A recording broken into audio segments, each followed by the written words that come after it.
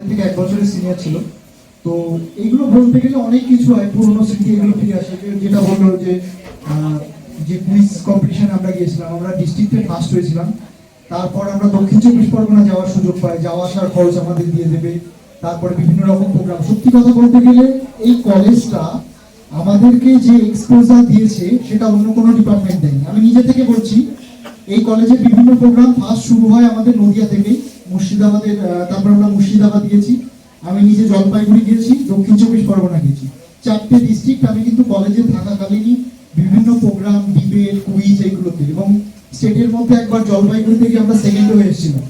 তো এই দিক দিয়ে এটা ছিল তো মানে এমনি পারপাস, যেটা আর কি যে কোনো প্রোগ্রাম হোক, কুইজ হোক, ডিবেট হোক, যেটার এক্সপোজার আমরা নিজেরা জানতাম। এবং কোইন্সিডেন্টলি আমি সেকেন্ড হয়েছিলাম, আর যে মেয়েটা ফার্স্ট হয়েছিল সে আবার কল্যাণ ইউনিভার্সিটিতে এসেছে, গিয়ে দেখি ও ফার্স্ট আর সেখানে আমিও সেকেন্ড।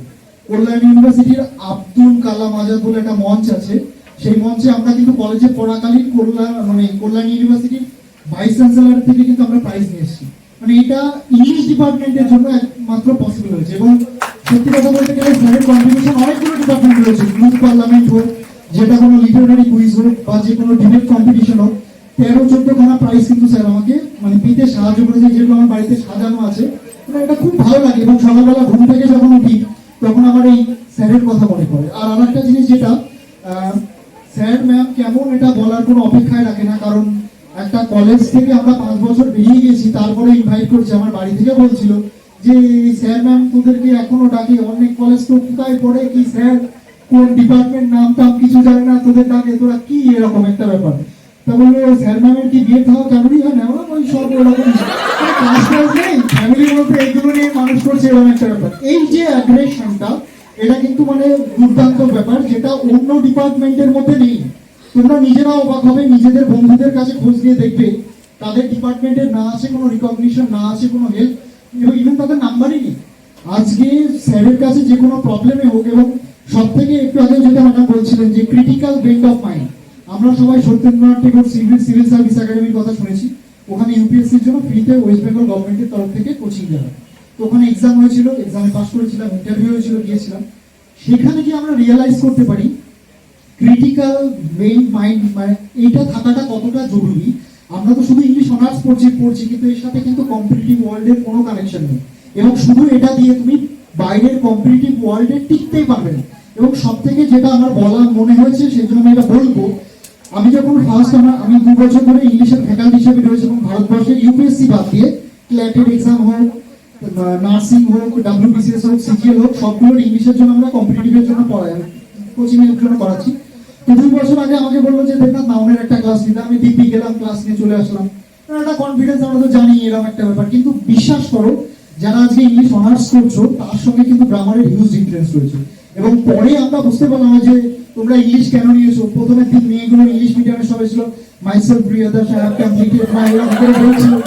একটা সময় পরে আমরা বুঝতে পারলাম ওরা সব কি উল্টো পাল্টা বলছে, এই রিয়াদার্স না মানে কি উল্টো পাল্টা বলে গিয়েছে। আমরা তাদেরকে ভেবে গেছি বাহ কি সুন্দর বলছে।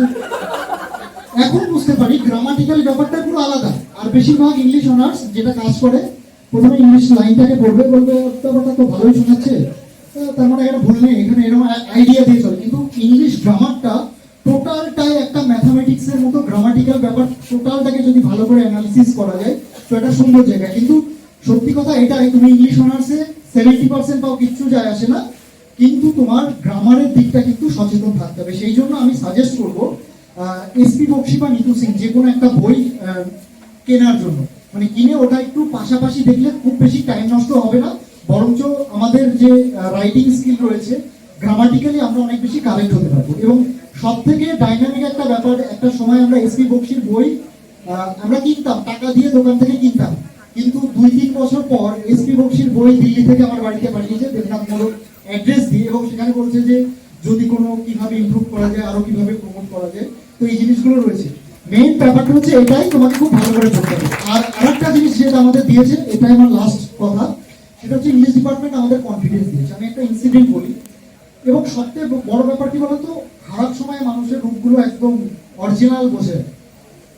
ইংলিশের গ্র্যাজুয়েশন করেছো মানে তোমাকে একটা 50% নাম্বার রাখতে হবে, তোমাকে বিএডে ভর্তি হতে হবে, এরকম একটা মাইন্ডসেট থাকে যে বিএডটা করে রাখো। আমার ফার্স্ট ফার্স্ট ইয়ার সেকেন্ড ইয়ারে 50% নাম্বার ছিল, থার্ড ইয়ারে গিয়ে যখন রেজাল্ট বেরোয় আমার নাম্বার 50% কমপ্লিট হলো না।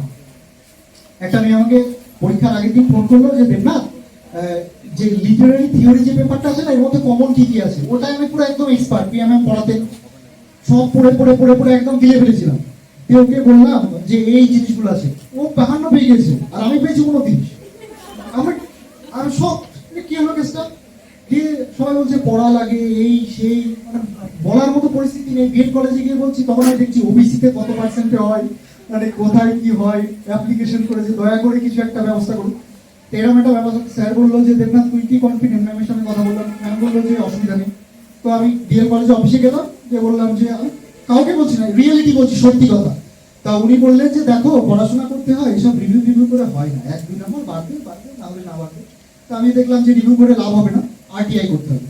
এবার আরটিআই করলাম, সবার প্রিন্সিপাল স্যারের সাথে কথা বলতাম, এবং সত্যি কথা এই কলেজ যতটা ভালোবাসা দিয়েছে আমি জীবনে কোনোদিন ভুলতে পারবো না। কারণ আমি পড়তাম English department, political science department, তারপর যে সঞ্জীব স্যার, সব স্যারদের সাথে পরিচয়, এবং ইভেন আজকে দেখা হলো তাদের সাথে কথা হয়। তো এটা স্যারকে বললাম, দিয়ে তারপরে গেলাম। তখন যখন আরটিআই এর খাতা আমার সামনে আসলো, দেখে তো মানে একটা মেয়ে পাশে বসে শুধু যোগ করছে, দিয়ে বলছে ওর কিছু হয় না, মুখ চোখ শুকিয়ে গেছে, কারণ নাম্বার পাইনি। আর আমার 50-50-এর একটা পেপার ছিল, একটা পেপারে 50 আমি 29 পেয়েছি, আর একটা পেপারে 33 পেয়েছি, কিন্তু 33টা ভুলবশত যোগ করে। আমার আনন্দ দেখে কি আর সে ব্যাপার, একদম খুব খুশি। তো এটা আমাকে শিখিয়েছিল যে if you have the confidence, তুমি যদি ঠিকঠাক করে পড়ে থাকো তোমার নাম্বারকে আটকাতে পারবে না। আরটিআই করে দিলাম, যে ওখান থেকে আমার 33 নাম্বার বেড়েছিল, সেখান থেকে বিএড কলেজে ভর্তি হলাম। I am the topper of BEd college. কিন্তু এটা বলে যে খুব একটা ভালো জিনিস না, অনলাইনে পরীক্ষা হয়েছিল বিএড কলেজে সেই জন্য মানে একটা জিনিস আমাকে ইংলিশ অনার্স শিখিয়েছে, তুমি যদি মন থেকে ভালোবাসো, এবং সত্যি কথা ইংলিশ অনার্স নেওয়া মানে পেছন থেকে একটা তাড়া করে যে টিকবে না টিকবে না, পাশে থেকে না এই ব্যাপার দেখবি শেষ পর্যন্ত থাকবে না। কিন্তু এই যে টিকিয়ে রাখাটা যে একটা বড় চ্যালেঞ্জ, এই চ্যালেঞ্জটা এমন একটা মানে কি বলবো, একটা প্রেশার দিয়েছে, যে প্রেশারটা তুমি পৃথিবীর যে কোনো কম্পিটিটিভ এক্সাম পড়ো, যদি মন থেকে 2-3 বছর ডেডিকেটেডলি হার্ড ওয়ার্ক করো, তোমাকে রিটার্ন দেবেই দেবে দেবেই দেবে দেবেই দেবে। আমি কোনোদিন ঠকিনি, তোমরাও ঠকবে না। Thank you all. ডিপার্টমেন্টে সবসময় রাখবো এবং চাইবো ডিপার্টমেন্ট যদি যে কোনো কাজে আমাদের মনে পড়ে আমরা যোগ্য, আমরা কাজটা করতে পারবো, আমরা ডেফিনেটলি কন্ট্রিবিউট করতে পারবো। Thank you sir, thank you sir.